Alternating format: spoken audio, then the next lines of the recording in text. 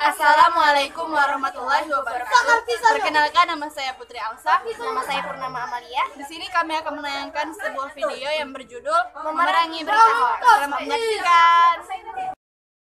Lihat nih, ada berita katanya 1 jam yang lalu ada gempa di Lampung dan 1 jam lagi bakal ada gempa di Palembang. Kalau beneran gimana nih? Gue takut.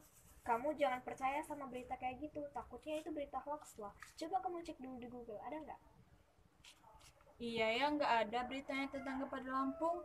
Berarti gempa di Lampung itu hoax dong. Dan berita tentang gempa di Palembang juga hoax dong. Ya.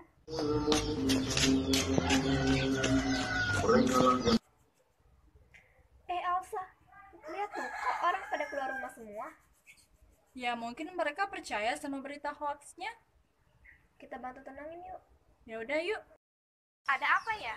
Kok orang pada keluar rumah?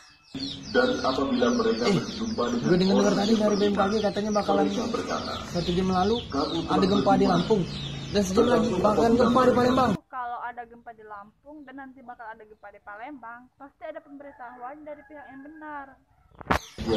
Iya ya, masa kita nggak tahu ini berita hoax? Ya udahlah, sayang-sayangan dulu. Yuk kita kasih tau yang lain kalau ini tuh berita hoax. Gimana caranya ya? Oh, kita kirimin di medsos kita masing-masing aja. Kita infoin ke mereka kalau berita ini berita hoax. Berita hoax. Ngetik apa ya?